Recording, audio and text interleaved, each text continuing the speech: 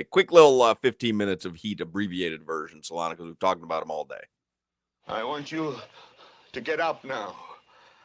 I want all of you to get up out of your chairs. I want you to get up right now and go to the window, open it, and stick your head out and yell, 15 minutes of Heat! It's brought to you. Dry, huh? Just dry. We're raw dog in the intro. I tried to raw dog it, and I don't know. I don't know how I feel about it. It was terrible. Was something was missing. No I don't know what was excitement. going on.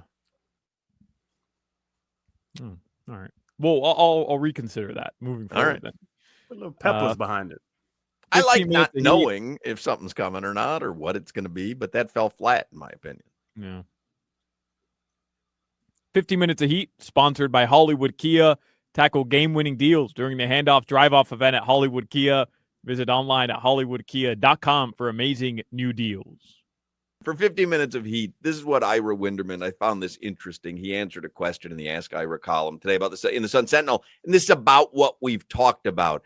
Because I think Ira has a little bit of a differing opinion than I do about, the Heat and the standoff with Jimmy. Somebody emails in, given that some other teams simply have paid their stars to stay home until they could work out deals, James Harden, Carmelo Anthony, and others, is Pat Riley's iron fist, as Dwayne Wade called it, going to discourage a future star or even role player from signing in 2025 or 2026? And can we just agree that unfortunately he's already played his last game in a Heat uniform?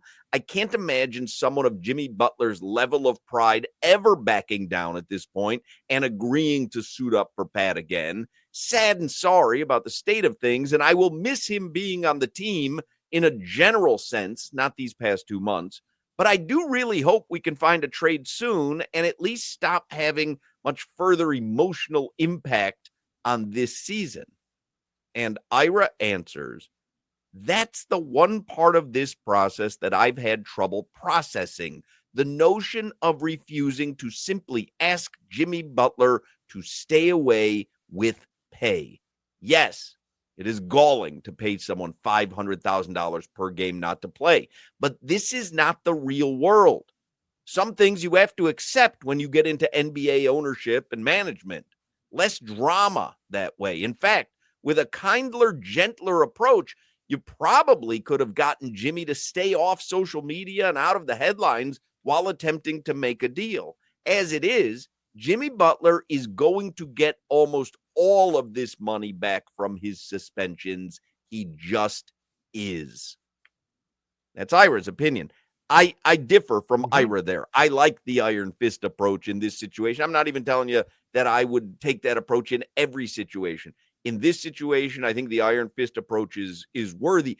One of the reasons is what Solana said a week ago, which is they gave Jimmy Butler an extension. It's one thing if he's in year 4, year 5 of a 5-year deal. They've never extended him, but he's making a lot of money. But I disagree with Ira in that, first of all, I think the Heat are going to fight tooth and nail so that he doesn't get that suspension money, which goes into escrow until it's all resolved, because the Players Association will appeal all these fines. But I don't mind the iron fist approach here for the reason that I've said since the beginning of the show today, which kind of the Hulk Hogan hand to the ear thing, like, here we go, Heat Nation. Like, we're with you on this one. I just like that they're not capitulating. I think it plays into the image that Heat Nation likes. And he's never done it. If you want to play childish and in the media and on social media, well, we'll play. If you want to play, let's play. And that's what Pat's doing. I'm with you 100%. Do you think that in this summer, or when Jimmy asked for that $130 million extension, and Pat's sitting there, and now it's played out, we know they were never going to give him $130 million. Nope. Pat had to sit there because he's been around. He knows at some point Jimmy's about to get mad and start doing Minnesota Jimmy crap and Chicago Jimmy crap. How are we going to deal with a unhappy Jimmy Butler? Like I have my entire executive life. I'm going to tell him kiss my butt. Yep. And it is what it is. And other And I love organizations it. don't do that. They go, hey, how are we going to deal with this situation when it blows up? The Heat don't like, what do you mean, how are we going to deal with it? We make the rules around here. Oh, let's get ahead of it. Let's speak with him. No, we don't got to get ahead of nothing. When he starts acting crazy, we're going to suspend him. And if he keeps acting crazy, we're going to suspend him again. I love it. Pat runs a team like I father, like I parent. Yeah. Pow, I pow. pow Chan, I pow Ava, and Chaz knows if he acts up, he's gonna get a pow too. He pow Dwayne Wade, he pow LeBron, and now Jimmy comes and he's not gonna get a pow. Jimmy needs a pow. Jimmy probably needs 2 or 3 pow. Let's get headlines here because I want to play Talk About It Tuesday this hour. I won't have enough time. Headlines with Solana brought to you by Durrell Hyundai. Choose from over 1,300 new Hyundai models in inventory, like the Tucson, Sonata, and Palisade. And remember, when it comes to Hyundai, the great deals are at Durrell Hyundai. Gentlemen, the NBA trade deadline never disappoints. And we are, about 10 days away from that trade deadline. It's February 6th. Jimmy Butler, of course, is the number one story around the NBA. Where is he going to go? But can I interest you in a little De'Aaron Fox news? You could. Can I dangle a little Fox right above you and see how much you want to nibble on it? Because it's interesting. Shams Charania tweeted out. I don't know what I just did there, by the way. That was weird. Shams Charania. Yeah. A little funny little finger thing with your hand. And all of a sudden I had to nibble on it. I don't know what happened there. Really getting nasty. Yeah. Hard. The Sacramento Kings are expected to open up talks. This is according to Shams Charania. Weird safe word. The Sacramento Kings are expected to open up talks to potentially deal all-star De'Aaron Fox ahead of the trade deadline, according to ESPN. There will be plenty of suitors, Shams writes, but it is believed that Fox has a target destination in mind ahead of 2026 free agency. And then my guy, Chris B. Haynes, he tweeted, sources, King star De'Aaron Fox is zeroed in on landing spot as franchise looks to possibly move him. Interested teams will be likely discouraged from trading for him, being he's set to become what is the spot? Free agent in 2026. Fox's unwillingness to sign extension has positioned the situation there. And as we've learned over the past couple weeks, the Miami Heat are very interested in the 2026 free agency. They're trying to position themselves to have as much flexibility as possible in 2026. So there could be a match here. Obviously, Bam Adebayo and De'Aaron Fox played together in Kentucky. They're known to be very good friends off the floor. There's been ties, Fox, Miami in the past. I'm just saying there's breadcrumbs here. The one that really jumped out to me today about 2026 was the Heat positioning themselves to have over $80 million in cap space in 2026 when players like Luka Doncic could potentially become free agents. I like that. Pat got one more run in him. Maybe two more. When you guys were off, I had Sedano on last Monday or whatever it was, President's Day, and or it was MLK Day. And he told me that day, because I asked him, like, what do you think about the whole Jimmy situation? He said, the Heat want to be open in 2026. That's the next big free agency period across the league. And Miami wants to be a major player in 2026. So between now and then, they're going to play their young guys. The only thing is, this has burned them in the past, though. Let's get ready for an impending free agency a year and a half, 2 years from now. And then Giannis signs an extension and Luka Doncic. I mean, I imagine Mark Cuban will give him whatever he wants.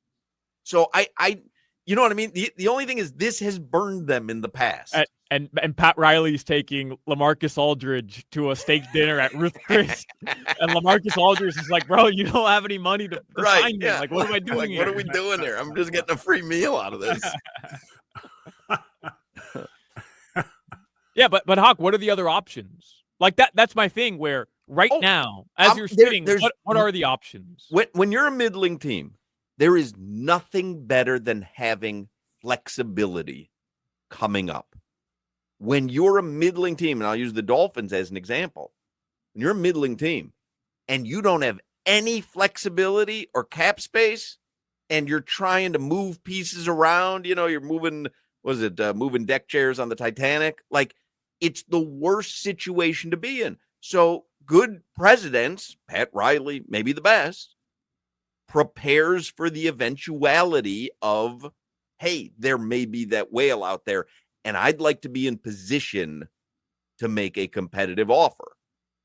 Mhm. That's why they shortchanged Dwayne Wade so that they could get Hassan Whiteside. And that Deion Waiters, James Johnson year, that was that transitional year of like, hey, we know we have to do something, but I'm not giving no money to mess up our salary cap for nothing. We'll go 41-41 and we'll see what happens. And then now you go to 2 finals since then.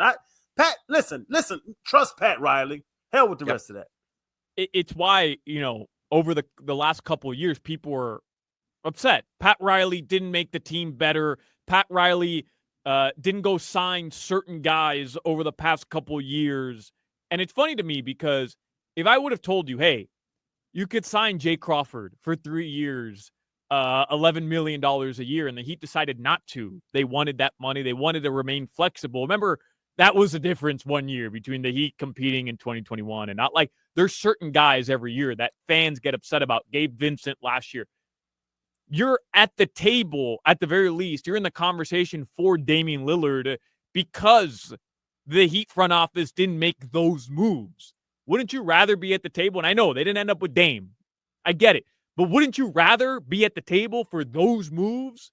Yes. Than making the smaller moves now? Yeah. And especially when you put it in the purview of what we're watching with Jimmy Butler. So would you rather tie up this money in Jimmy Butler and be completely out of a potential Luka sweepstakes in 2026? Would you rather tie up that money for the sure thing? Again, you take a sure thing, you don't have a chance on the other one.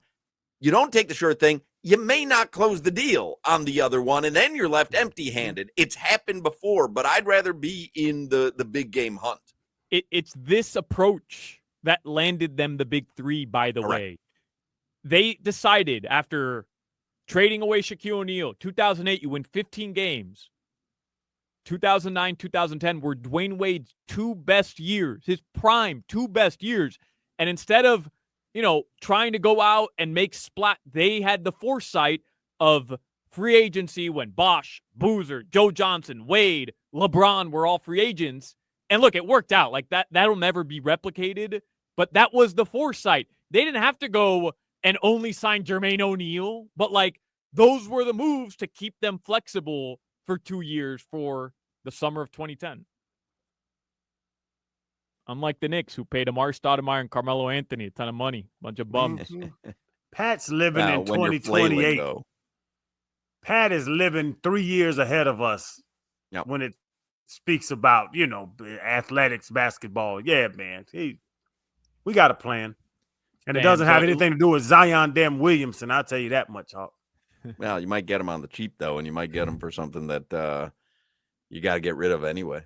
I'm telling you, that would be inspired. No. Inspired. You want to write the narrative on how important Heat culture is and how Heat DNA works? Mm-hmm. Like you want to write that narrative and have it mean something? Bring Zion Williamson back from the dead. Turn him into the player he was at Duke. How long has he been on New Orleans now? 5 seasons?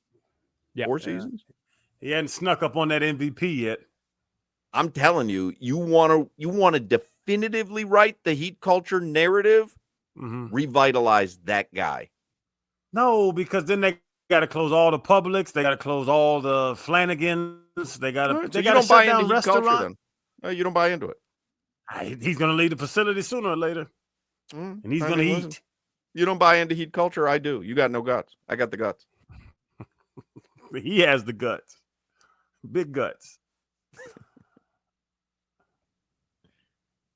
Looks like De'Aaron Fox, according to Evan Siddery, who writes for Forbes. Boy, this guy has popped up all over my timeline lately. I don't know who he's paying. It must be boys with Elon Musk, because I can't escape this guy's opinions and tweets, and I don't know if he's worth anything. Yeah, he's an industry plant. I'm convinced. Hmm. Well, it looks like the team De'Aaron Fox has a ton of interest in is the San Antonio Spurs. Again, according to I don't buy what this guy's selling. Evan Sidery or Sidery. I don't know what this guy's selling. I'm not buying what that guy's selling. Why would you want to go play with Wemby when you can play with Khalil Ware? I mean, you want the older one or the younger one? Is Khalil Ware younger? Because Wemby's pretty young. He might be older. Wemby's 14. Listen, man, if Wemby's a croissant, then Khalil Ware is a French baguette. You know what I mean? Like he's got it. He's got it. I believe the baguette is better than the croissant. Mm-hmm. If Wemby's a croissant, Khalil Ware right now is a Cheez-It. Well, no, you got to keep it France. Mm-hmm. Chizette.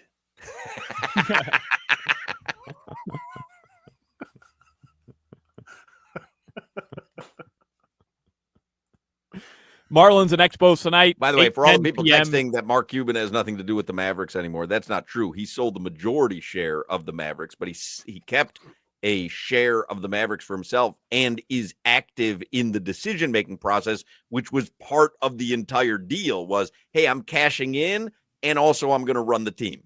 Yeah. He literally sits on the sidelines of every home game. Like, come on. Marlins and Expos tonight, 8:10 p.m. Reniel Pinto gets the nod for the Fish. Your weather from the Demesman and Dover Law Firm. I will always find that entertaining. Call them 866-954. How many people look down at their Odyssey app like at that moment going, what episode did I hit?